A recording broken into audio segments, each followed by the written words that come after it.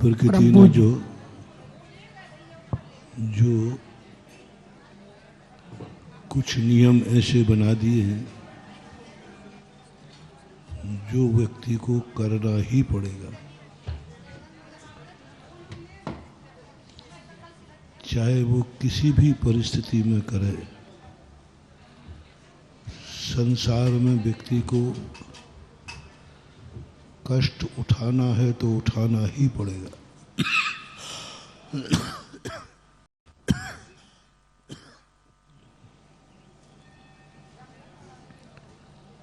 संसार के सुख हैं, इंद्रियों के सुख हैं। इंद्रियां हैं तो इंद्रियों के सुख तुम्हें भोगना ही पड़ेगा। कुछ प्रकृति की ऐसी नियत धारा है, सूर्य निकलता है तो वो निकलेगा ही, तुम चाहे उसका उपयोग करो या न करो। जो भी पेड़ में फल लगते हैं तो लगेंगे, चाहे तुम उसका उपयोग करो या न करो। जिंदगी तुम्हें मिली है, तुम्हें जीना पड़ेगा, उसको उल्लंघन नहीं कर सकते।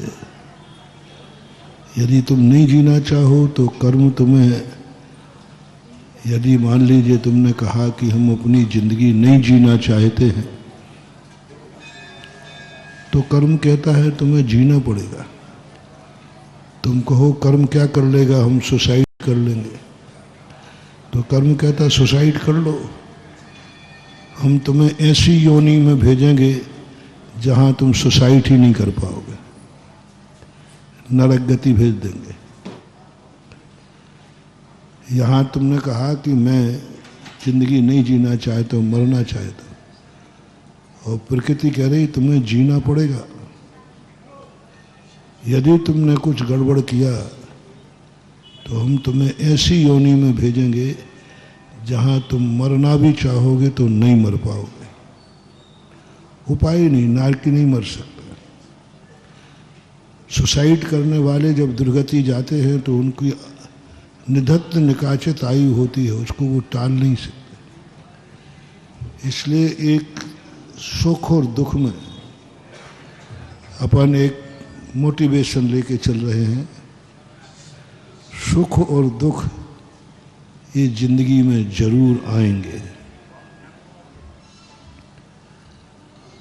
कभी धूप कभी छांव, जीवन है वो ठाव, जीवन है वह गांव।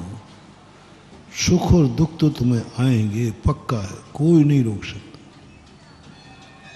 और वो सुख दुख सब बारी बारी से आते हैं। ज्योतिष शास्त्रों के अनुसार ऐसा कोई व्यक्ति नहीं है, कोई भी राशि नहीं है जिसको जिंदगी में कभी 7.5 ही नहीं लगता हो। सबको लगता है, कोई दुनिया का कोई भी राशि वाला हो, चक्रवर्ती भी क्यों ना हो, तीर्थंकर भी क्यों ना हो, 7.5 सबको लगता है। क्योंकि ज्योतिष का एक चक्र है, वो सभी राशियों पे घूमता है और उसका चक्र क्रम से बंधा हुआ है। हर व्यक्ति की जिंदगी में कोई ना कोई महादशा आएगी, कभी ना कभी राहु प्रभावकारी होगा, वो तो निश्चित है। तो जब ये सारी नियत हम सृष्टि की देखते हैं तो फिर हम पुरुषार्थ क्या करें? जब सब कुछ होना निश्चित है, सुख और दुख सब होंगे, जन्म मरण सब होगा, बस बहुत बड़ी चीज है मानवा, नियत मान लेना। अब आपको बस इतनी छूट दी जा रही है, वो दुख तुम नियत धारा में बह के उठा रहे हो, कर्मों की मार से उठा रहे हो, या वो कष्ट धर्म के नाम पर उठा रहे हो, बस फैसला तुम्हारे हाथ, कल का हाथ है। कष्ट तो होगा, तुम्हें भूखे तो मरना पड़ेगा कभी ना कभी। 84 लाख योनियों में एक ना एक बार हर व्यक्ति को भूखों रहना पड़ेगा। अब कर्म की मार से भूखे रहना है कि धर्म की मार से उपवास करके भूखे रहना है, फैसला तुम्हारे यहाँ। भूखो तो रहना है। 84 लाख योनियों में, सभी योनियों में भोजन की व्यवस्था नहीं है। अब तुम धर्म के नाम से ले लोगे तो वहाँ तो तुम्हारे कैमरा लगा है, तुमने जिंदगी में कितने दिन भोजन नहीं किया। अब उसको लेना देना नहीं कि तुम्हें धर्म से किया कि कर्म से, बस उस समय तुम्हारा नाम कट जाएगा, ये भूख भोग चुका है। एक ऐसा आता है अपराध की कोटि में कि व्यक्ति को रिमांडर में इतना लंबा ले लिया जाता है कि मजिस्ट्रेट बाद में कहता है इसको जितनी सज़ा मिलना चाहिए उससे ज़्यादा सजा तो रिमांडर पर भोग चुका है। इस अपराध की सजा ही साल भर थी, हो रही तो 2 साल से जेल में वैसे ही है। अच्छा, रिमांडर को सजा मान दी जाएगी। ऐसे ही अपनी ज़िंदगी है कि वो देखते हैं कि तुम्हें क्या क्या सब करना है, जो कुछ भी है तुम्हें, तुम तो सारी लिस्ट बना लो। जिंदगी में तुम्हें भिखारी बनना पड़ेगा,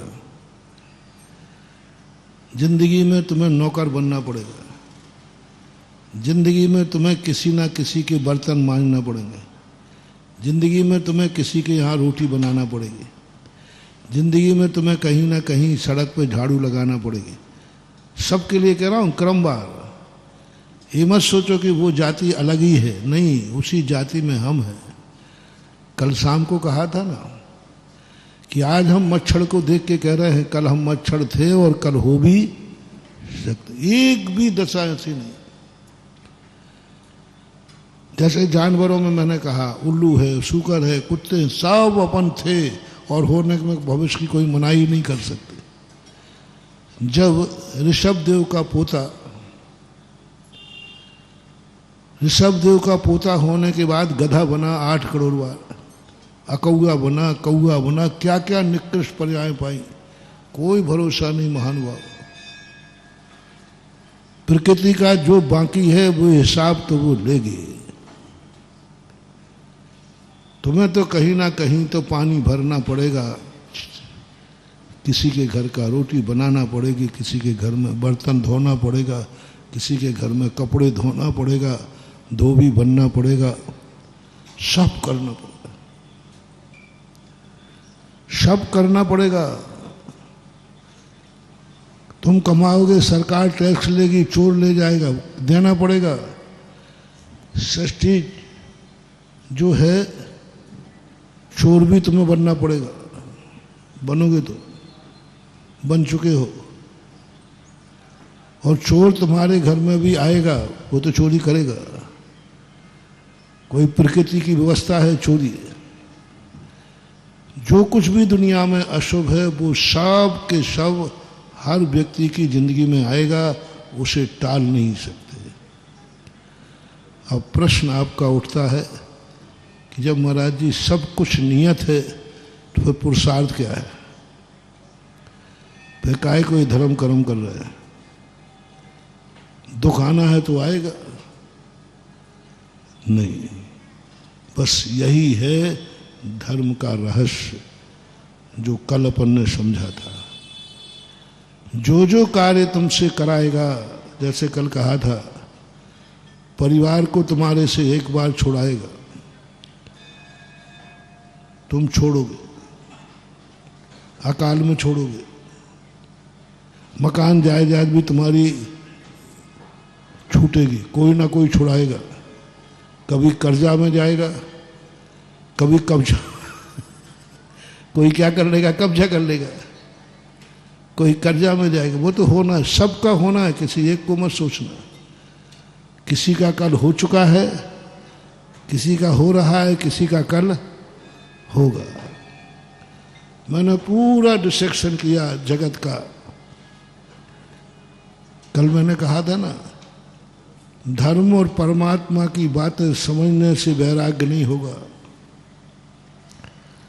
जो तुम्हारी जिंदगी में घटित हो रहा है, जो तुम दुनिया में देख रहे हो, वो सबको तुम देखो और जो जो चीजें तुम्हें बुरी लगती हैं उनको जरूर देखो,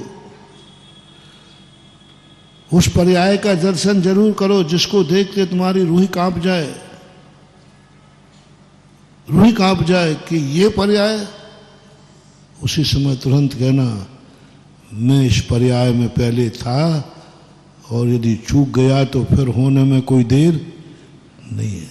जो पर्याय तुम्हारे लिए हो, अच्छी पर्याय नहीं कह रहा हूं, राजा की, चक्रवर्ती की, निकृष्ट पर्याय है। तुम्हें जितने 24 घंटे में यदि तुम्हें सारी पर्यायों का चिंतन करने को कहा जाए तो तुम्हें सबसे बुरी पर्याय कौन सी लगेगी? मनुष्य में बताओ।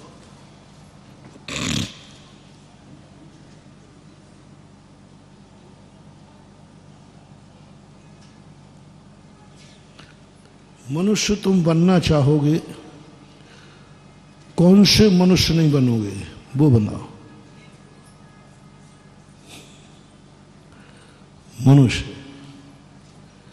सबसे निकृष्ट मनुष्य। तुमसे कहा जाए कि भाई मनुष्यों में तुम इस पर टिक मार कर दो कि वर्ष में सब कुछ बना देना, ये मनुष्य मत बनाना।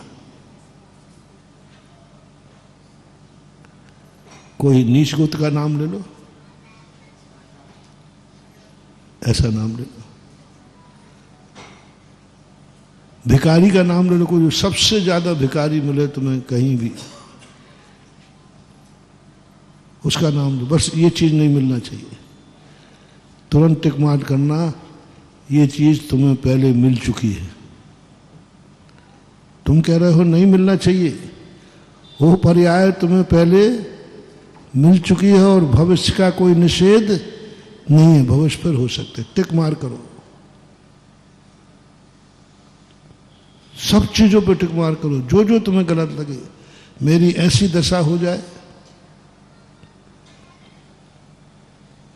तो ये सब चीज ये तुम्हारी हो चुकी और होगी। अब तुम कहो कि महाराज जी अब इन सब, आपने तो आज धनतेरस के दिन हमारा कबाड़ी कर दिया। मैं कबाड़ा नहीं कर रहा हूं, मैं कबाड़े में भी सोने का माल निकालने की विधि बता रहा हूं। मैं क्यों तुम्हारी धनतेरस बिगाड़ूंगा? मैं तो ऐसी कला दूंगा कि तुम्हारा लोहा भी सोना हो जाएगा। कबाड़ी की दुकान है, आज मैं ज्वेलरी की दुकान करूंगा उसे। तुमने कौन सी दुकान खोली थी? कबाड़े की पुराने, और मैं आज वो चीज बताने वाला हूं, वही कबाड़े की दुकान ज्वेलरी की दुकान बन जाएगी। यही धर्म की कला है। इसलिए तो धर्म दुनिया में आया। धर्म को चमत्कारी बोलते, अतिशयकारी बोलते। क्यों? इसमें बहुत चमत्कार है, मानो बहुत चमत्कार है। कष्ट से, हमें दुखों से बहुत डर लगता है, और दुख तो आएगा, दुख तो आएगा, बच नहीं सकोगे। अब वो दुख की एक तरीका है, या तो कर्म के कारण दुख भोग लो या धर्म के कारण दुख भोग लो। एक दिन ऐसा दिन आएगा कि तुम्हारे जीवन में तुम कोई रस नहीं खा पाओगे। कर्म ऐसी हालत कर देगा तुम्हें, कोई रस नहीं ले पाओगे। व्यवस्था है, वो क्रम है, और सबको आना है। ऐसा मत समझना कि कोई नहीं। प्रायः कुछ अपवाद को छोड़कर सबके जीवन में ऐसा दिन आएगा कि तुम एक भी रस नहीं खा पाओगे, एक भी रस। कर्म तुम्हें ऐसा बीमार कर देगा। कर्म से पूछा ऐसा क्यों कर? बोले मेरी व्यवस्था है, मेरी व्यवस्था है। तुम्हारी जिंदगी में एक ना एक भाव ऐसा आएगा। अब इस व्यवस्था को, नियत को कैसे पलटा जाए? बस धर्म के पास आओ, गुरु के पास आओ, जिनवाणी के पन्ने खोलो, बोले बेटा ये होना है सो ये तो होगा तो सही। प्रकृति का नियम है कि तुम्हें रस खाने नहीं मिलेगा तो नहीं मिलेगा, तो फिर क्या उपाय है? बस एक उपाय है कि तुम रसी करना शुरू कर दो। तुम रसी करना शुरू कर दो तो वहां नोट किया जाएगा, आज इसने रस नहीं खाया, आज इसने ये नहीं खाया, टोटल मिला करके आ जाएगा बैलेंस। इसने रस नहीं खाए, उनको नहीं पता कि तुमने खाए नहीं है, कि त्याग नहीं किया, कि मिले नहीं। दोनों हाथ में लड्डू, तपस्वी की तपस्वी हो जाओगे और नीरज भोजन का दस्तूर खत्म हो जाएगा। बोलो, बीमार होकर के रस त्याग करना, त्याग हो जाना ठीक है कि रसी कर लेना ठीक है? हैं? बस तुम कह रहे हो कि रसी काय को त्याग कराते हो। मुनि महाराज के महाराज जी, आप ये रस परित्याग क्यों करते हो? अरे एक बार खा रहे तो शांति से खाओ, अच्छे से। ओहो, बहुत बड़ी बात मान। कर्म साधु कहता है मैं कर्म की मार से नीरस नहीं खाऊंगा। कर्म मुझे बीमार कर दे कि नहीं, तुम शुगर नहीं, शक्कर नहीं खा सकते हो, तुम घी नहीं खा सकते हो, तुम नमक नहीं खा सकते हो। साधु कहता है मैं कर्म की कठपुतली नहीं है, मैं यही त्याग जो कर्म की मार से कर रहा हूं, मैं वही त्याग धर्म के कारण कर रहा हूं। तुम्हें तो मतलब है, लो मैं रस का त्याग करता हूं, रस का त्याग करता हूं। वहां कुछ मतलब नहीं, तुमने कर्म से रस त्यागा या धर्म से त्यागा, बस आपको खाने नहीं मिलेगा। तो हमने कहा खाने नहीं मिलेगा, हम खाऊंगे ही नहीं, हमने त्याग पहले ही से ले लिया काउंट में। अब दोनों में इज्जत किसमें है? कर्म की मार से तुम्हें रस नहीं मिलेंगे कि धर्म की मार से रस का त्याग करो?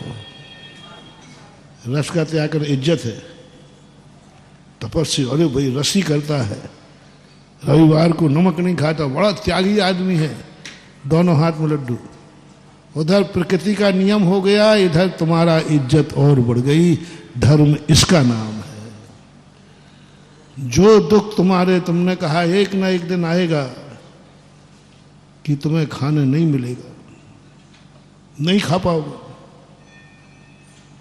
बीमारी ऐसी आ जाएगी, दाना ही अंदर नहीं जा रहा, पानी की बूंद ही अंदर नहीं जा पा रही। कर्म से पूछो क्यों? बोले हमारी व्यवस्था है, हम तो सबको करते हैं। धर्म कहता है ये नियत को कैसे पलटे? तो धर्म ने कहा ऐसा करो, तुम अष्टमी चौदस का उपवास कर लो, अनंत चौदस का उपवास कर लो, 10 दिन के 10 उपवास कर लो। कुछ नहीं पता तुमने क्या किया है, वहां तो कैमरे में आ जाएगा कि आज इसने भोजन नहीं किया है, काउंट हो गया। अब तुम्हें कर्म कहता है वो तो भोग चुका, और एक अपराध की सजा दोबारा नहीं मिलती, ऐसा बताते हैं लोग। कोई एक पहले बताते कि एक अंधा कानून, कोई पिक्चर थी, उसमें द्वारा उस व्यक्ति को गलत फंसा दिया गया और वो जेल चला गया, और जिसके मर्डर में गया वो मरा ही नहीं था, वो जिंदा था। तो जेल से निकल करके फिर उसने उसका मर्डर किया। बताते कोर्ट केस चला है, कोर्ट से कहा वकील ने कि साहब इस व्यक्ति की सजा तो अपराधी पहले ही भोग चुका है। ऐसा ही तुम्हारे लिए मैं कह रहा हूं, ये कानून अंधा है, प्रकृति अंधी है, प्रकृति कानून अंधे हैं, ये कुछ नहीं जानते बहुत, लेकिन निर्दयी बहुत है। मूर्ख लोग जो होते हैं वे निर्दयी होते हैं। प्रकृति जड़ है, इसको मार तुम्हारे लिए बनाना है कि लो जी मैंने उपवास कर लिया, 10 लाख क्षण का उपवास कर लिया। अब उपवास करने, अभी आज मैं मोक्ष की बात नहीं बता रहा, क्योंकि आज तो धनतेरस है ना, आज तो तुम्हें धन चाहिए, मोक्ष तो परसों देखेंगे। अरे धनतेरस ही मान लो, काय को ऊपर से कह रहे हो, अंदर की तो जो है सो है।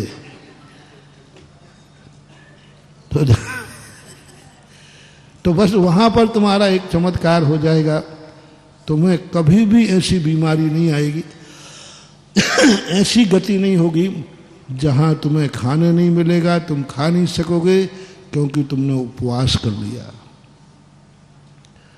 मोक्ष की बात नहीं कर रहा हूं, संसार में तुम्हारी जिंदगी में कभी ऐसा दिन नहीं आ जाए कि तुम खाना चाहते हो, तुम्हारे पास भोजन नहीं है। नहीं है, भोजन ही नहीं, करें क्या? नहीं होगा ही नहीं, क्योंकि तुमने जब मिल रहा था उपवास कर लिया। 14 से हम उपवास करते हैं। लोग इन सब चीज़ों को मोक्ष मार्ग जानते हैं। नहीं महानुभाव, इसमें संसार की बहुत बड़ी उपलब्धि है, बहुत बड़ी उपलब्धि। तुम्हें दूसरे के यहाँ जिंदगी में ऐसा समय आएगा, आ चुका है और अभी आएगा, कि तुम्हें दूसरे के यहाँ पानी भरना पड़ेगा। पानी भरने वाले आते ना मजदूर, वो तुम्हें पानी भरते हो, तुम क्या देते हो? तो दूसरे का पानी भर के तुम्हें रोटियां मिलेंगी। लो, धनतेरस के दिन चमत्कार दिखा रहा हूं, बहुत बड़ा चमत्कार। इतना बड़ा कर्म ने कह दिया कि तुम कितनी बचा लो बाबा जी, तुम कुछ भी कर लो, तुम्हें एक ना एक भाव में ऐसी दशा होगी कि तुम दूसरे के घर का पानी भरोगे तब रोटी मिलेगी। ये कर्म की और प्रकृति की चुनौती है। लेकिन चिंता मत करना, कर्म कितना भी संकल्प कर ले, धर्म से बड़ा नहीं हो सकता। कुछ भी कर ले, हम साधुओं से बड़ा दुनिया में कोई बुद्धिमान नहीं हो सकता। कितना भी कुछ कर ले, सर्वज्ञ भगवान से बड़ा कोई ज्ञानी नहीं हो जाओ। ने कहा देखना, कर्म कहता है मैं इसको पानी भरवाऊंगा। हाँ भरेगा, हमारा भक्त भरेगा पानी, आप बचा नहीं सकते, पानी भरेगा। लेकिन किसी होटल का नहीं, अभिषेक का। बस क्या तुम समझ रहे हो कि ये सब धर्म है? धर्म नहीं है, कर्म को छकाने की तरीका है। कल प्रश्न आया था, महाराज ऐसा कोई उपाय बताओ जिससे अपन कर्म को छका सकें, कर्म को ठग लें। ये कर्म बहुत चालाक है, और ऐसा कोई उपाय बताओ कि कर्म भी ठगा जाए। ये कर्म को ठगने का उपाय बता रहा हूं। उसने कहा मैं इससे पानी भरवाऊंगा। धर्म कहता कहते भरूंगा। पानी भरने की बात है ना, तो भर दूंगा। ये थोड़ी लिखा है किसके यहां भरना है, पानी भरवाएगा कर्म। हम अभिषेक का पानी भर देंगे ना। बोलो, किसी की होटल में पानी भरना और अभिषेक का पानी भरना, दोनों में इज्जत किसमें है? तो शुरू कर दो ना कल से। इधर तो तुम नौकर लगा रहे हो, इधर तो तुम मजदूर लगा रहे, इधर तो भाई साहब लेट आएंगे, अपन को पानी भरा हुआ मिले। हाँ भरा हुआ नहीं, और भाग्य मानो कि मैं ये पानी भर रहा हूं अभिषेक का, अब मेरी जिंदगी में ऐसा पुण्य का बंद होगा कि हमें किसी होटल का पानी भर करके नहीं देना पड़ेगा, भरा हुआ नहीं बनना पड़ेगा। कोई साधारण चीज समझ रहे हो? अभिषेक का पानी भरते समय तुम्हारी फोटो ले ली जाएगी, कैमरे की नजर में हो कि तू कुएं से पानी भर के ला रहा था। कैमरा ये नहीं देखेगा कि तुम किसका भर के ला रहे थे, उसने तो देख लिया कि इसने पानी भरा है। ये है धर्म का चमत्कार। ये आज धनतेरस के दिन तुम्हें दे रहा हूं। बोलो कितना निकृष्ट कार्य है। किसी के लिए पानी भरना निकृष्ट है कि नहीं? बोलो। और अभिषेक का पानी भरना कितना उत्कृष्ट है। चूको मत, मौका पड़े भगवान के अभिषेक का पानी, ओहो महाराज के चौके का पानी मत लगाओ रे नौकर, मत लगाओ, मत भरवाओ। बहुत बड़ा लॉस कर रहे हो तुम, बहुत बड़ा नुकसान कर रहे हो, बहुत बड़ा नुकसान कर रहे हो, बहुत बड़ा। नौकर लगा करके कितनी बड़ी शक्ति, तुमने चौके का पानी खुद हाथ से भर के लाए हो। जाओ, कई जन्मों तक तुम्हारी जिंदगी में कभी दूसरे का पानी भर के रोटी कमाना नहीं लिखा होगा, नहीं लिखा होगा। तुम्हें दूसरों के जूठे बर्तन मांजना पड़ेंगे।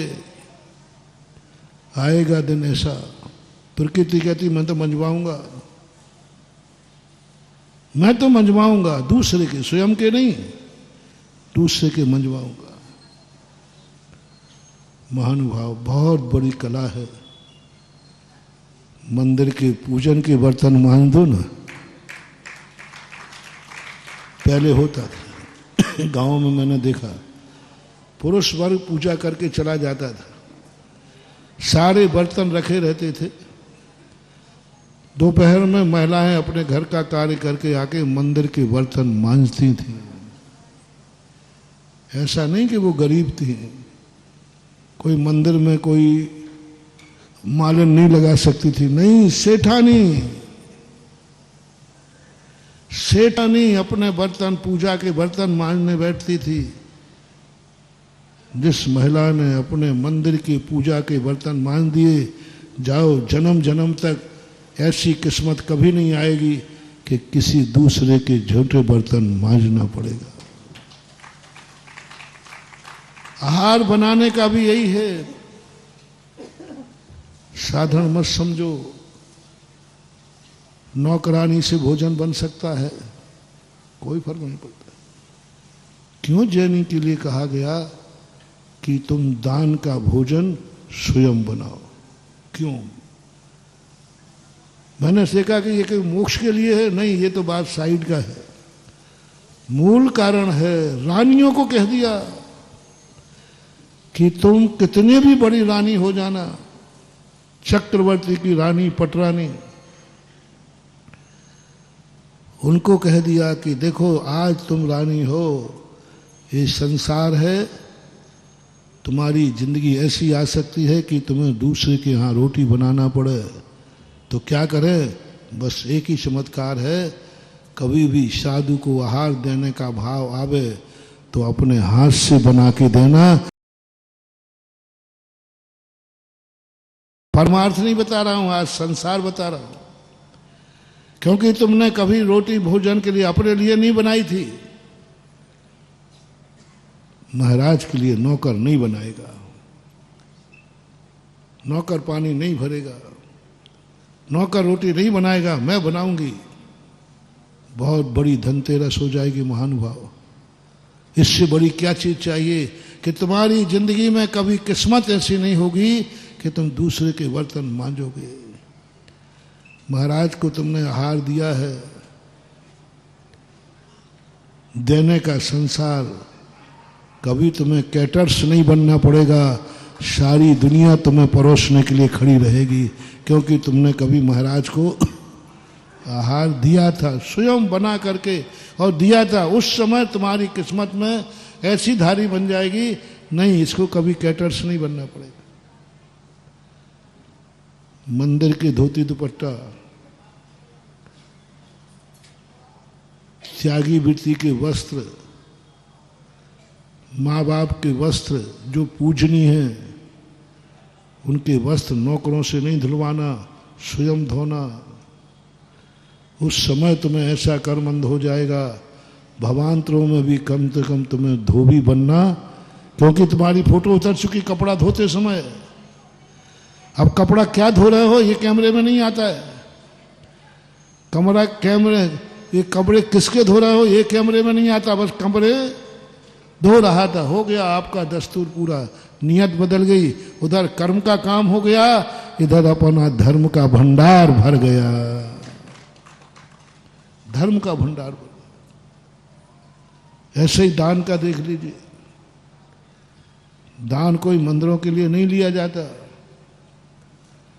तुम्हारा धन कहीं ना कहीं तो जाएगा, तुम स्वयं नहीं भोग सकते। प्रकृति का नियम है, जो कमाएगा वो अकेला नहीं भोगेगा। कमाया हुआ धन तुम अपनी खुद की कमाई नहीं खा सकते, ये संसार का नियम है। व्यक्ति स्वयं की कमाई स्वयं खाना चाहे, प्रकृति नहीं, तुम्हें अपनी कमाई कमाओगे तुम और खाएगा दूसरा, कमाओगे तुम और दूसरे के काम आएगा। अब 3 लोग हैं,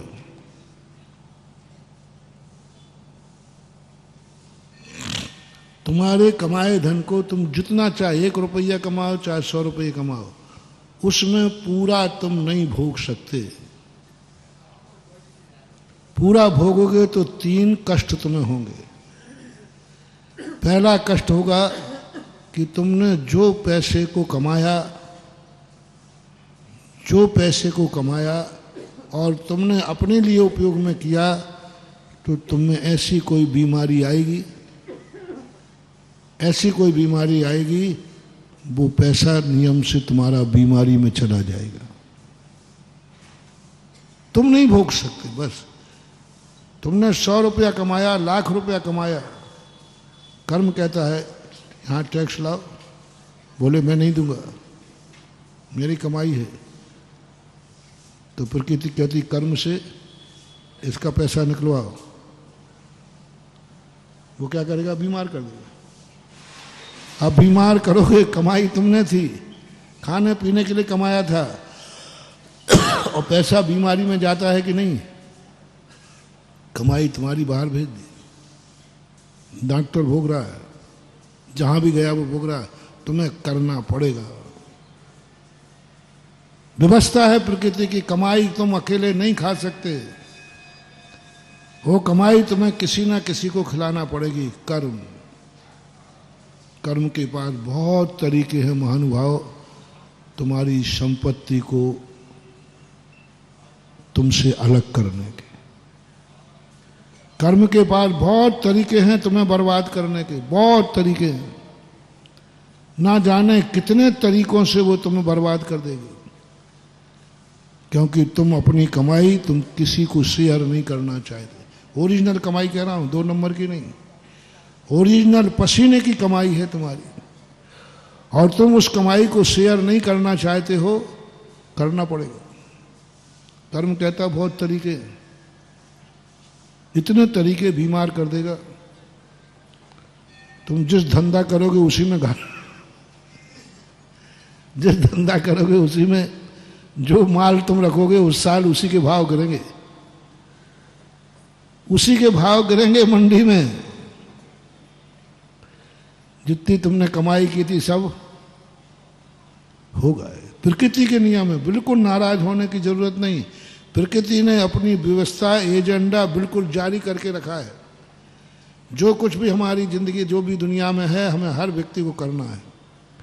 मैं इसको पैसा, इसका नियम से, इसने बहुत साल से पैसा अपना कमा रहा है, स्वयं खा रहा है, मैं इसका पैसा किसी ना किसी कार्य में रखूंगा।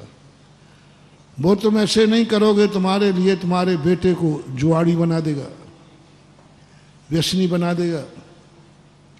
तुम कमा जाना और बेटा, ऐसे घर हैं कि नहीं? कितने घर हैं ऐसे जिनके माँ बाप कमाते, 7 पीढ़ियों का धन भी वो, ये कर्म का कारण। कर्म कहेगा मैं इसका पैसा बर्बाद कराऊंगा, किसी घर में जुआड़ी बना देगा, किसी को शराबी बना देगा। कर्म की रहन है, ये सब व्यवस्था है, कर्म की व्यवस्थाएं हैं। ये प्रकृति की व्यवस्थाओं को आज मैं ओपन कर रहा हूं, ये छुपी व्यवस्थाएं वो कराएगा।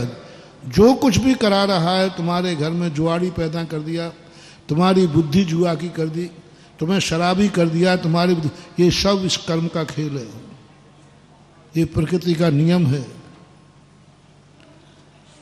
दूसरा कारण बनेगा, तुम कमाओगे वो चोर खाएगा पिएगा, चोर ले जाएगा। कमाया तुमने है और उस पैसे का उपभोग कौन करेगा?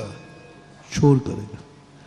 तीसरा, सरकार को पता चल गया कि इसने कहीं भी 1 रुपया खर्च नहीं करता है, तो सरकार तुम्हारे ऊपर टैक्स लगा देगी, ना तुम्हें देना पड़ेगा, नियम है। अब तुम कहो कि महाराज, अब वो तुम लोग अपना टैक्स बचाने के लिए सीए लगाते हो, सीए कि कोई तरीके से सीए साहब कोई तरीका बताओ जिससे बचा ले। लगाते हो कि नहीं? तो आप मुझे सीए लगा लो तो मैं भी कला दिखा दूंगा। देखो बिना इसके मैं कुछ बताने वाला नहीं हूं। हाँ, बहुत बड़े अच्छे अच्छे सीओ के पास जाते हो आप, साहब बताओ कि इसको मैं कैसे एडजस्ट करूं।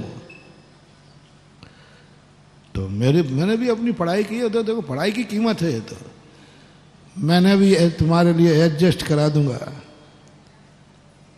बस महानुभाव, इसी अनर्थ से बचने के लिए दान की परंपरा आई है। कमाओ तुम और अपने हाथ से दान दे दो। तुम्हारे उपयोग में नहीं आना चाहिए। या तो पापी के जाएगा या फिर पुण्यात्मा के जाएगा।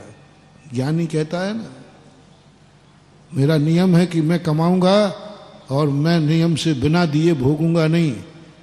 कैमरे में ये नहीं आएगा तुमने किसको दिया है, कैमरे में ये आएगा कि तुमने दिया है। ज्ञानी कहता है मंदिर में दूंगा ना दान, गुल्लक में डालूंगा ना दान, एक तीर्थ क्षेत्र बनाऊंगा ना।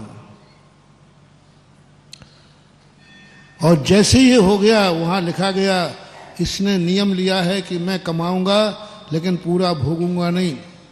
वो नियम से देता है, बस अब जाओ, तुम्हें ना तो ऐसी बीमारी आएगी, ना ही ऐसा दिवालिया होगे, ना तुम्हारे घर में जुआड़ी होगा, ना शराबी होगा, क्योंकि तुमने वो जो नियम था वो नियम तुमने पूरा कर दिया दान दे करके।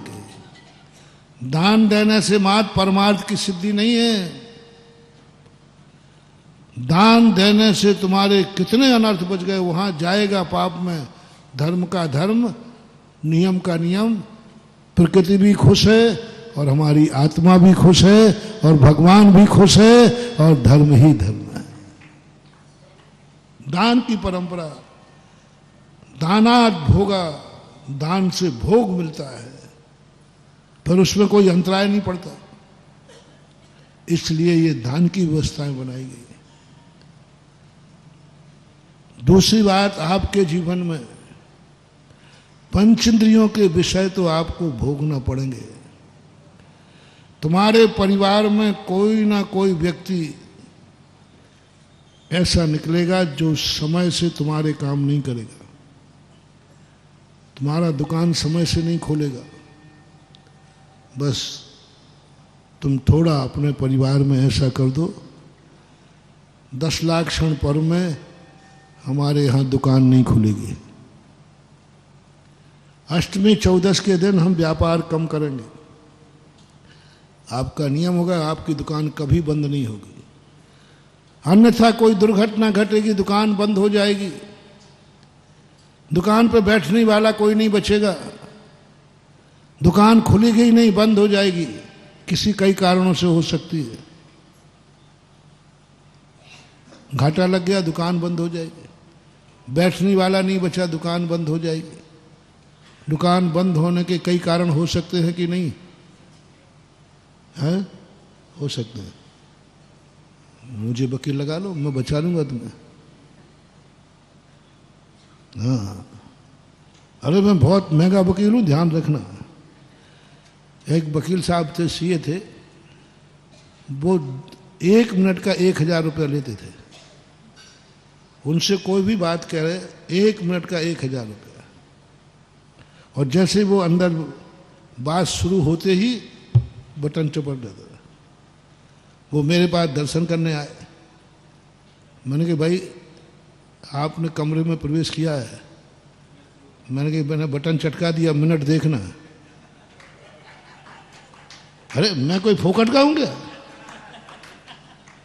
अरे जब तू 1 मिनट का 1000 है तो मैं तो बहुत कीमती हूं, आप मिनट देख लेना। तो मैंने कहा तुम इतने महंगे क्यों? 1 मिनट का 1000, कोई सोचा तो 60,000 होगा 1 घंटे के। तो महाराज जी आपने हमारी कीमत तो देख ली और हमें डांट भी दिया कि इतना क्यों लेते हो। हमारी कला देखो, मैं 1 मिनट में करोड़ों बचाता हूं। 1 पॉइंट बता देता हूं और हम ज्यादा किचकिच करते भी नहीं। एक पॉइंट बता देता हूं, उसके लाखों करोड़ों बच जाते। तो मैंने कहा ऐसी क्या तुम्हारे पास कला है? बोले महाराज आप प्रैक्टिकल कर लो। अब मैं भी बहुत दिन से परेशान था। वो तीर्थ क्षेत्र में वो क्या होता है, 80G होती कुछ होता है। मंदिरों को कोई देता नहीं है, धर्म को कोई देता नहीं। हमने कहा ऐसे जिस क्षेत्र पर मैं बैठा था, मैंने कहा इसको 80G कैसे मिलेगी? मैंने कहा देखना सेकंडों में बताना है। उसने कहा महाराज जी इसका छोटा सा उपाय है, सभी मंदिरों पे ध्यान केंद्र लिखवा दो। मंदिर क्यों लिखवा दो? तो मैंने कहा वो तो मंदिर ही है, ध्यान केंद्र नहीं। बोले आप लोग 9 बार नमोकार मंत्र पढ़ते हो कि नहीं? बोलो ना मंदिर में, वही तो ध्यान है, सरकार को क्या लेना देना? कोई व्यक्ति माला फिर रहा है, बस उसकी एक फोटो भेज देना, देखो ये मंदिर में ध्यान हो रहा है कि नहीं। आप उसे पूजा कहते हो, कायेश्वर कहते हो, कानून उसे ध्यान कहता है। आप मंदिर में लगा दो सब नाथ ध्यान केंद्र, अजित नाथ ध्यान केंद्र, संभवनाथ ध्यान केंद्र, बस ध्यान केंद्र के नाम से मिल जाएगी। करोड़ों रुपया देने के बाद भी वो नहीं होने वाला था। उसके एक भाग ने कर दिया और हो भी गया। बोले महाराज जी अब बताओ मैं महंगा हूं कि सस्ता हूं? मैंने बहुत सस्ते हो। महाराज अकल है, यही तो है बस। अब ये रास्ता तुम्हारे पास नहीं था, हमसे लिया ना आपने। अरे मैंने कही कि फिर मैं तो कितने कमाऊंगा, और कमा रहा हूं, ऐसी चिंता नहीं है। 10-10 मिनट में करोड़ों आते हैं, ये वही कला है, वो कुछ नहीं है। ठीक बात है, मैं तुम्हें रास्ता बता रहा हूं, फोकट में थोड़ी बता दूंगा। इतना बड़ा रास्ता तुम्हें बता रहा हूं कि तुम्हारी जिंदगी की कभी दुकान बंद नहीं हो। महाराज बस देखो दुकान खोली है, ये दुकान पीढ़ी दर पीढ़ी चलती रहे, पीढ़ी दर पीढ़ी चलती रहे। वंदना ये भावना होती है कि नहीं? हो जाएगी, हो जाएगी। बस फीस को तैयार हो, नहीं हो तो जाओ। नहीं होता, फीस को तैयार हो, आओ मुराद आप बता तो जाओ, आप तो जो कहो वो कर लेंगे। कुछ नहीं महानुभाव, इतना सा है। कभी धर्म कार्य के लिए दुकान बंद की है? दुकान खोलने का समय था, ग्राहक थे, सब कुछ था। नहीं आज नहीं खोलूंगा, आज कोई धार्मिक कार्यक्रम हो रहा है, हमारे यहाँ पंच कल्याणक हो रहा है, 10 लाख क्षण पर्व हैं, हम सुबह 2 घंटे दुकान लेट खोलेंगे धर्म के कारण। दुकान बंद किस कारण करना भैया? कोई धर्म के कारण, XYZ धर्म कोई भी हो। हमारे महाराज जी का प्रवचन होता है, मैं 1 घंटे बाद दुकान खोलूँ, ये मेरे अभिषेक का समय है, मैं 1 घंटे बाद सो। धर्म के कारण से दुकान बंद कब की है? यदि धर्म के कारण दुकान बंद की है तो कैमरे लगे हैं, देखो दुकान खुलने का समय है, इसने दुकान नहीं खोली, इसका अर्थ है कि इसके दुकान बंद करने का नियम पूरा हो गया। उन्हें क्या मालूम कि आज ये मंदिर गया है इसलिए दुकान बंद है, 10 लाख क्षण पर्व है इसलिए बंद है, पंच कल्याणक हो रहा है इसलिए बंद है।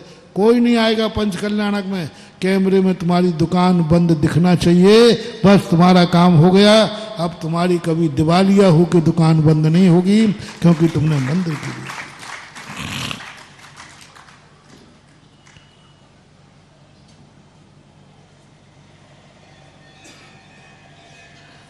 वहां से भीड़ इकट्ठी करने के लिए दुकानें बंद नहीं कराई जाती हैं।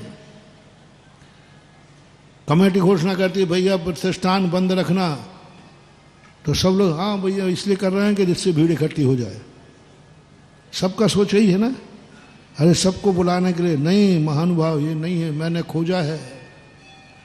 भीड़ इकट्ठी करने दुकान बंद की घोषणा हो जाएगी तो पब्लिक आ जाएगी, ये पर्पस नहीं है। तो आप लोगों ने ले लिया है, जिसने धर्म के लिए दुकान बंद कर दी है, कर्म कभी उसकी दुकान बंद नहीं करा पाएगा। ये रहस्य मूल उसमें। प्रैक्टिकल बता रहा हूँ। मैंने कहा कि मैं भी प्रैक्टिकल करता हूँ और आप लोग भी मैं जो कहता हूँ इसका प्रैक्टिकल किया करो। मैं कभी नहीं कहता कि तुम मेरी बात आंख बंद करके मानो। मैं जो कहा हूँ उसको प्रैक्टिकल करो और सही हो जाए तो बस इतना ज़रूर कहूँगा। मैं मजदूरी में मान लो मैंने कोई बात कही और वो तुम्हारे जीवन में सही हो जाए तो थोड़ा सा कमीशन चाहूँगा। कितना सा?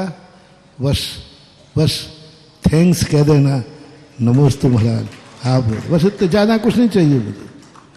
बस थैंक्स कह देना, आभार मान लेना कि महाराज ने जो कहा था मैंने किया और मुझे लाभ हो गया। बस उस भक्तांबर को धन्यवाद दे देना और कुछ नहीं चाहिए। अभिषेक से हो गया तो एक बार भगवान के अभिषेक को धन्यवाद कह देना, थैंक्स कह देना और कुछ नहीं चाहिए। यदि हो जाए तो, नहीं हो जाए तो नहीं कह रहा हूँ, जबरदस्ती नहीं कर रहा हूँ।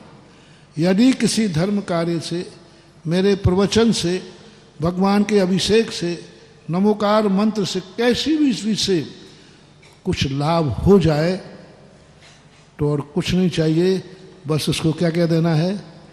थैंक्स। बस इतना सा कर देना, हो जाए तो, नहीं तो नहीं हो तो कोई बात नहीं, हमारी बात हमारे पास है। और मैं भी शास्त्रों को पढ़ता हूँ, मेरा नेचर है, मैं शास्त्रों में पता नहीं जितनी ताकत होती है हर बात को प्रैक्टिकल करता हूँ। कोई बात करी मैं करके खुद देखता हूँ, मेरे नेचर में जितनी शक्ति है। अब जो मैं कर ही नहीं सकता उसको तो मैं क्या करूँगा, लेकिन यदि मैं कर सकता हूँ और मैंने साथ में पढ़ा, मैं तुरंत करने बैठ जाता हूँ। किसी ने कहा कि यह बीजाक्षर, इसका ध्यान, मैं उसी का ध्यान करने बैठ जाऊंगा। भक्तांबर बहुत चमत्कारी है, मैं उस भक्तांबर को पढ़ने बैठ जाऊंगा, करके दिखाऊंगा, करके रहूंगा। और नहीं है, समर्थ नहीं है, उसको नहीं करता। उसको तो करके क्यों धर्म को बदनाम करे। जो कार्य मैं कर सकता हूं उसे आंख बंद करके क्यों मानूं। जो रास्ता मैं अपनी आंखों से देख सकता हूं उसे आंख बंद करके क्यों चलूं। जिसके लिए हम स्वयं कर सकते हैं उसको क्या श्रद्धा करना। श्रद्धा किस पे की जाती भाई? जो हम नहीं कर सकते उससे कहा भैया हम नहीं कर सकते, श्रद्धा है। लेकिन जो हम कर सकते वो तो करो। जम सकई तम की रही, कुंद कुंद भगवान ने कहा जो कर सकता है वो तो कर कम से कम। जो नहीं कर सकता है, मान लीजिए तू जिंदगी भर निराहार नहीं रह सकता है तो कोई बात नहीं, कम से कम रात्रि भोजन तो छोड़, ये तो कर सकता है। जितना कर सकता है उतना करो, मेरा नेचर है। जब भी शास्त्रों में पढ़ता हूं मैं सब अपने ऊपर घटाता हूं, अपने ऊपर घटाता हूं। कल एक जुगुप साहब की बात आई, बड़ी महत्वपूर्ण बात आई। अपने जो अवगुणों को ढांकना और दूसरे गुणों को उघाड़ना। मैं कल रात में यही चिंतन करता रहा, कितना बड़ा मंत्र मिल गया। कहाँ लगता है इसके सामने नमोकार मंत्र। सारे संसार के मंत्र एक तरफ रख दीजिए और जो पूज्यपाद स्वामी ने एक मंत्र दिया कि इस मंत्र पर विचार करो, यदि वो मंत्र अपनी जिंदगी में आ गया महानुभाव, तो नमोकार मंत्र तो क्या, हम खुद नमोकार मंत्र में जाके बैठ जाएंगे। नमोकार मंत्र के 5 पदों में एक पद मेरा होगा। यदि ये सिद्धि कर ली तो अपने पे घटाना, हमें दूसरों पे घटाना नहीं, अपने पे घटाओ।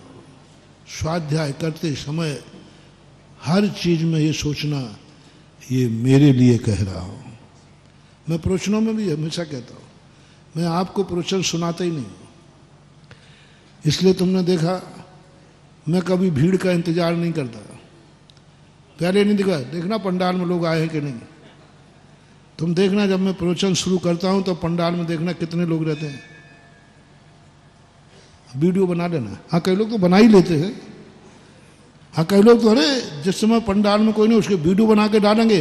देखा महाराज के प्रवचन में आजकल कोई नहीं आ रहा, महाराज बोल रहे हैं, देखो कोई कैमरे के अलावा कुछ नहीं है। कुछ कलाकारों को इसी में मजा आता है। और जब पंडाल भर जाएगा फिर वीडियो नहीं बनाएंगे। जब पंडाल भर जाएगा तब वीडियो नहीं बनाए, कब बनाएंगे? जब नहीं है उनको यही मजा। अब ये ऐसा कर्मबंद कर रहे हैं, ऐसा कर्मबंद होगा इनको कि कल के दिन इनकी सुनने वाला दुनिया में कोई नहीं रहेगा। लेकिन मुझे कोई फर्क नहीं पड़ता। तुम एक आध दिन अशोकनगर वाले करके देख लो, एक भी पंडाल में नहीं जाएगा। तुम देखना ऐसा प्रवचन होगा दनादन कि तुमने 4 महीने में नहीं सुना होगा। मेरा सिद्धांत है, मेरा प्रवचन कोई सुने या नहीं सुने, एक श्रोता तो पक्का है जिसका नाम सुधा सागर है। सुधा सागर का सबसे पक्का श्रोता कोई है तो सुधा, ये तो पक्का है। अपन तो सुनते, बहुत गौर से सुनते, बहुत गौर से सुनते। ना जाने कितनी बातें प्रवचनों में जिंदगी में निकल जाती हैं। वो कमरे में बैठेंगे तो नहीं निकलेंगी जो यहाँ निकल जाती है। मैं 1000 बार कमरों में बैठ के सोचूं वो बात नहीं निकलती जो यहाँ बोलते बोलते अनायास निकल जाती। तुम सबका पुण्य है ना। कमरे में कोई बात आएगी तो हमारे अकेले पुण्य से आएगी, और पंडाल में कोई बात आएगी तो इन हजारों लाखों लोगों के पुण्य से आएगी। हाँ, यहाँ जो बात निकलेगी पूरे दुनिया में टीवी पर देख रहे हैं। कितने लोग देख रहे हैं? लाखों। उन लाखों के पुण्य के कारण से हमारी आवाज निकलेगी। और हम कमरे में बैठ के देखें तो हमारा पुण्य काम करेगा, लेकिन यहाँ लाखों का पुण्य काम कर रहा है। बाबा जी ये बोलो, बाबा जी ये बोलो, उसका पुण्य कह रहा बाबा जी बोलो। और ये मेरे प्रैक्टिकल हुए, बोलते जैसे ऐसी ऐसी बातें आती हैं। एक राजस्थान पे 96 की घटना है, चातुर्मास में प्रवचन अनायास चल रहा था, एकदम प्रवचन ने करवट बदल दी और मेरा प्रवचन बिल्कुल भिन्न विषय पे चल रहा था। पता नहीं कहाँ से क्या हुआ, हम गर्भपात पे बोलना शुरू हो गया। मैं भी एकदम हिचक गया कि प्रवचन की तो श्रृंखला ही नहीं टूट बन रही। श्रृंखला का अर्थ क्रम बताने, मैंने कि अभी तो मैं कुछ बोल रहा था, अभी कुछ बोल रहा है। तो मैंने सोचा कहीं मुझे गर्मी तो नहीं चढ़ गई और मैं भूल तो नहीं गया हूँ। लेकिन प्रवचन बदल गया, बदल गया प्रवचन, पटरी बदल गई। प्रवचन के बाद जब मैं कमरे में गया, एक दंपति रोते हुए आया, ऐसा रोया फूट फूट करके, क्योंकि उन्होंने गर्भपात कराने का अपॉइंटमेंट ले लिया था और घर से निकले थे। वहाँ डॉक्टर लेट हुआ तो उनका मन आया कि चलो जब तक, अब थोड़ी देर के लिए वहीं पास में ही था, थोड़ी देर महाराज के प्रवचन सुन लेते। मात यूं डॉक्टर नहीं था, इसलिए डॉक्टर मिल जाता तो निपट जाता वो तो। उन्होंने कहा कि जब तक वो डॉक्टर नहीं है चलो महाराज बाजू में है, अपन प्रवचन सुन लेते। और प्रवचन बदल गया उस गर्भ में रहने वाले बालक के पुण्य से। देखो कि कौन सुन रहा है प्रवचन। तुम कह रहे हो कि हम पंडाल में नहीं है, कोई फर्क नहीं पड़ रहा है। गर्भ में रहने वाला, वो अभिमन्यु की कहानी आती ना, गर्भ में रहने वाले का पुण्य कह रहा बाबा जी प्रवचन बदलो, बाबा जी प्रवचन बदलो, मेरा पुण्य है, मैं इस दुनिया में मरने के लिए नहीं जिंदा रहने के लिए आया हूं और ये आप ही बचा सकते हो मुझे। मैं स्तब्ध रह गया और वो आकर इतने रोए, महाराज जी मैं आज मरवाने वाला था इस बालक को। और उन्होंने पूरे पर्चे दिखाए, महाराज देखो ये अपॉइंटमेंट था, डॉक्टर का लेट होना, और हमारे मन में इसकी बुद्धि ने कहा कि लेट होने से कुछ फर्क नहीं पड़ेगा। उसने अपने माँ बाप की बुद्धि बदली कि थोड़े 10 मिनट प्रवचन सुन लो वैसे ही जाके। उधर माँ बाप की बुद्धि बदली, उधर डॉक्टर को लेट किया, इधर हमारी बुद्धि बदल गई। प्रवचन हुआ और वो बालक बच गया। वो बालक आज भी जिंदा है, परिवार का कुल दीपक है। आज उसके शादी ब्याह हो चुके, उसके भी बच्चे हैं। आता है, उसके माँ बाप बहुत रोते हैं, महाराज ये बच्चा मेरा नहीं है, ये तो जीवन दाता तो आप है। और वो अभी भी जिंदा है, बताऊंगा नहीं क्योंकि किसी की इज्जत का सवाल है। हम 3 लोगों को पता है बस, माता पिता को, बेटे को भी बाद में बताया गया, बेटे को मालूम नहीं था, बेटे बताया गया बस। और मैंने भी कहा भैया तू भी 3 के अलावा बता लेकिन मैं सुना रहा हूँ कहानी। बोलो किसके पुण्य से बोल रहा था? तो कौन कहता है कि मैं बोल रहा हूं? तुम्हारा पुण्य हमसे बुलवा रहा है। कौन कहता है मैं बोल रहा हूं? मैं तो बार बार उसी के बाद से मैं कहने लगा, मेरे मुख से कोई बात निकली है, जरूर दुनिया में वो पुण्यात्मा पैदा हो चुका है, अन्यथा निकलती नहीं। जैसे मैं कहता हूं ना मंदिर आदि के लिए कि भाई इतनी बड़ी बोली महाराज जी कौन लेगा यहाँ? मैंने कहा देखो मेरे मुंह से निकली है ना, अब महाराज आपके मुख से निकलने से क्या होता है, यहाँ कोई है ही नहीं। देखो मुझे विश्वास है कि इस मुंह से निकला है तो दुनिया में कोई पैदा हो चुका है। यहाँ पंच कल्याणक होना है, आज माता पिता का निर्णय होना है, वो भी अशोकनगर में पैदा हो चुका है, तभी हो रहा है। आज ही है ना, अभी है, आगे बुद्धि भैया आगे होगा, वो है लिखा है, अन्यथा निकल ही नहीं सकता था। दाने दाने पे लिखा है, कोई नहीं। पुण्य कहलवाता है मन, बहुत पुण्य कहलवाता है। इसलिए तुम्हारी जिंदगी के लिए ये प्रैक्टिकल बता रहा हूं, जो बात मैं कह रहा था, समय हो रहा है।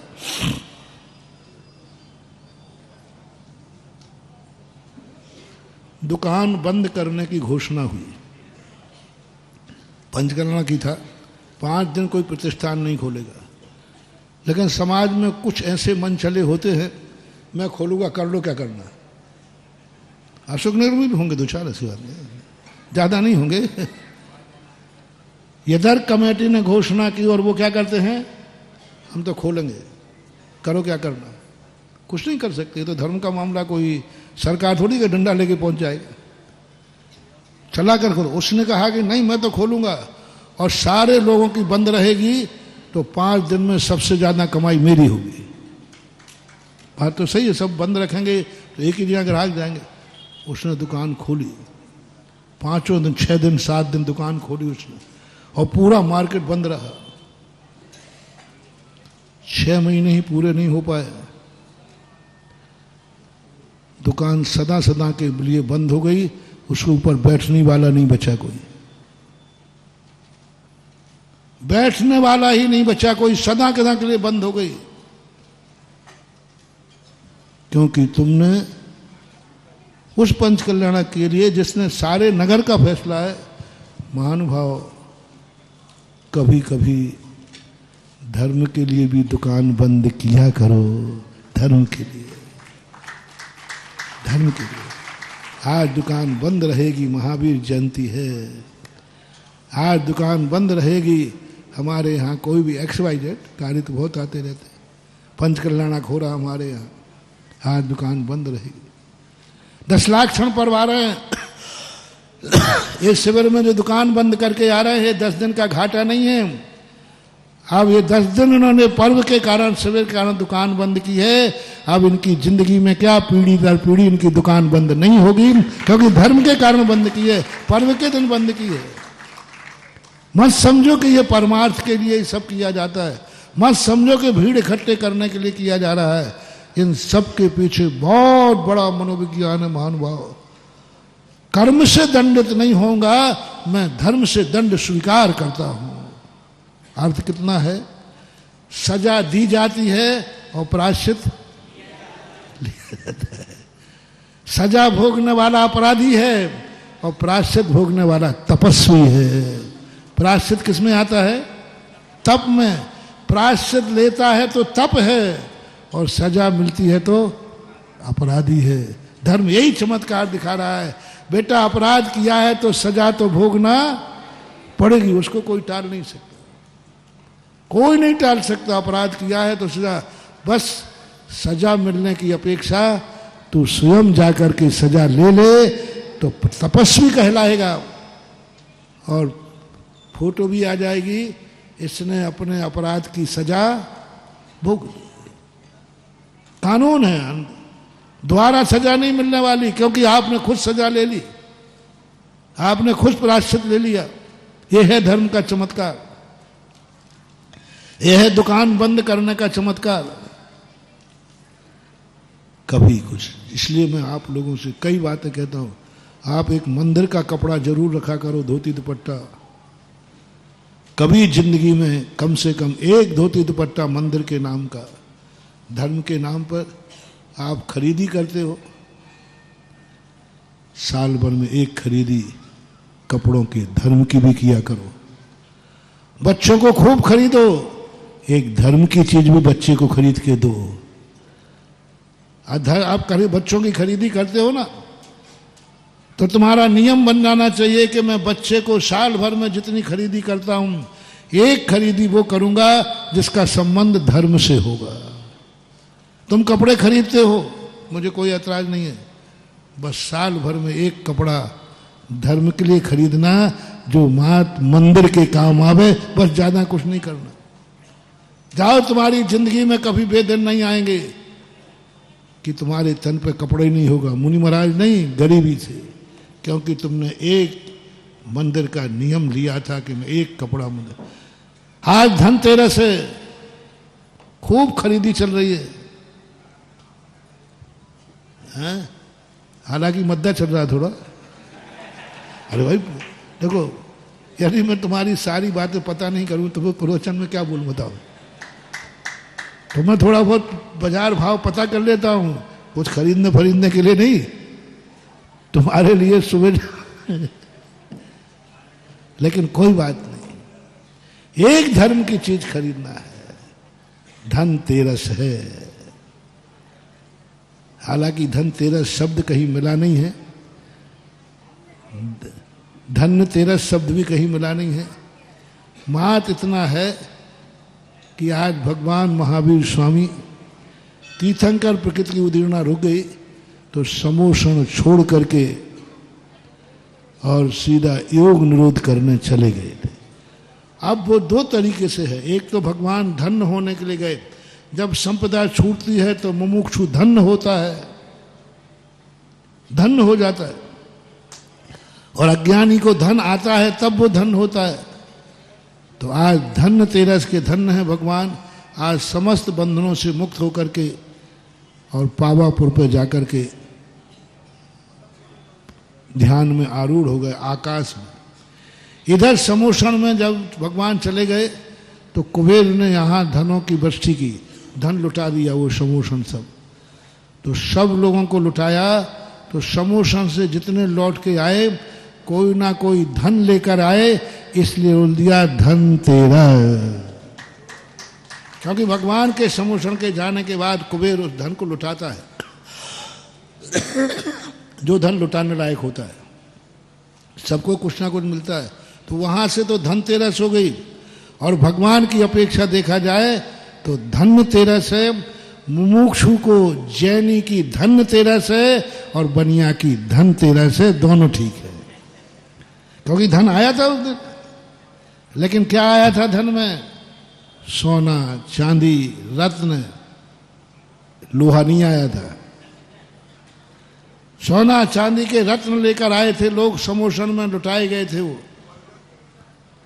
तो बनियों की तो धनतेरस है और जैनियों की धनतेरस है। तुम जो हो सो मना लो, कोई बात नहीं, धनतेरस मनाओ या धनतेरस मनाओ, एक कार्य जरूर करना, मैं कोई ना कोई एक चीज खरीदूंगा जिसका संबंध धर्म से होगा। बस, चाहे एक कटोरी खरीदना, चाहे एक अर्घ की रकाबी खरीदना, जो कुछ भी हो जिसका संबंध धर्म से होगा। घर में ही रहेगी, मंदिर के लिए भी खरीद सकते हो कि भाई मंदिर के लिए भी है, हम अपने घर में, पर जिसका संबंध किससे होना चाहिए? धर्म से होना चाहिए। ऐसी एक चीज, 100 चीजें तुमने खरीदी धनतेरस की, एक छोटी सी चीज धर्म के लिए खरीदी तो धन्य तेरस हो जाएगी, यानी दोनों तेरस हो जाएंगे, दोनों हाथ में लड्डू। धनतेरस। जब भी कहीं घूमने जाओ विदेश में, वहां से लौटते हो, बस एक कोई विदेश घूमने गए हो, कोई एक चीज ऐसी लाओ वहां से जिसका संबंध धर्म से हो, देव से हो, शास्त्र से हो, गुरु से हो, किसी से भी, एक्स वाई जेड, धर्म का संबंध होना चाहिए।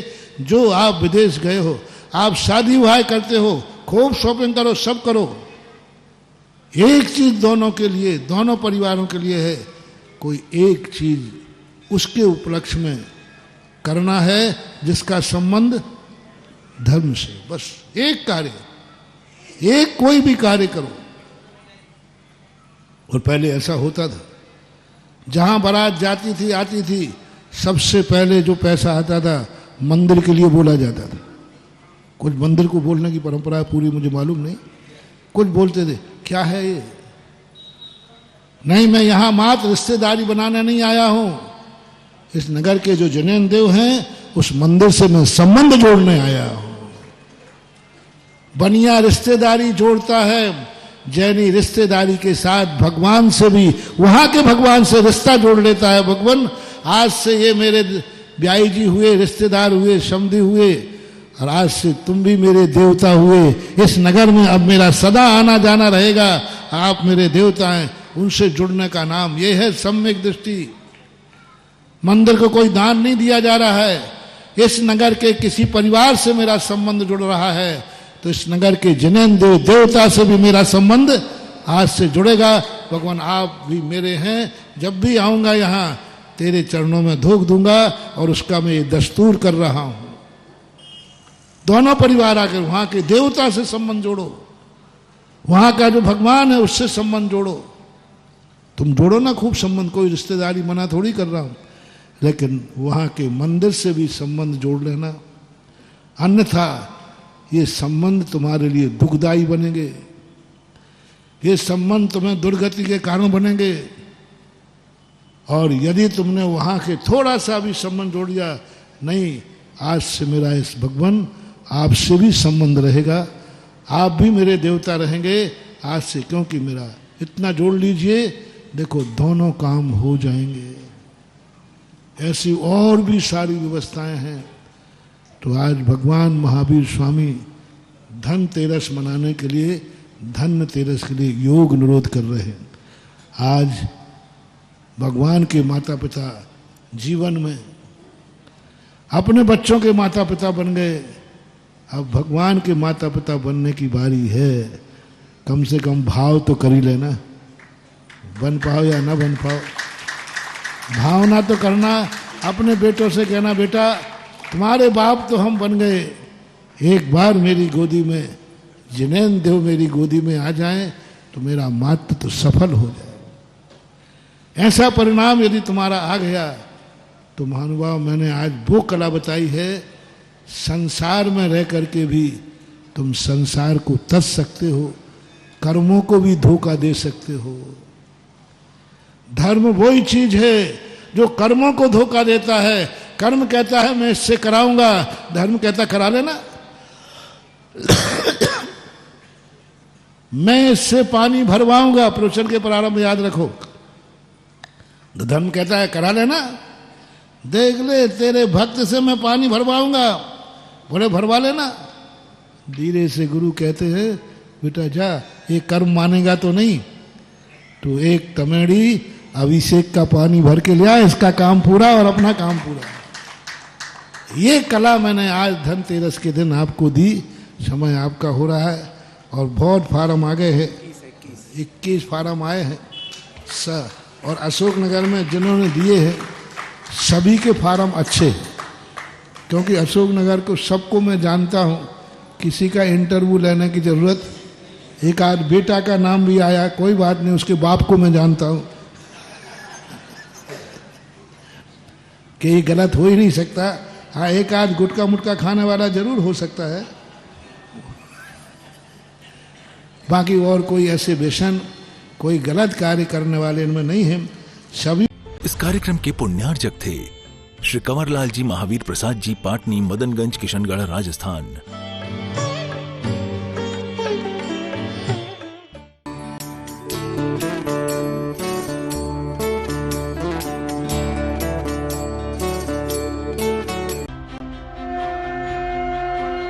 आप देख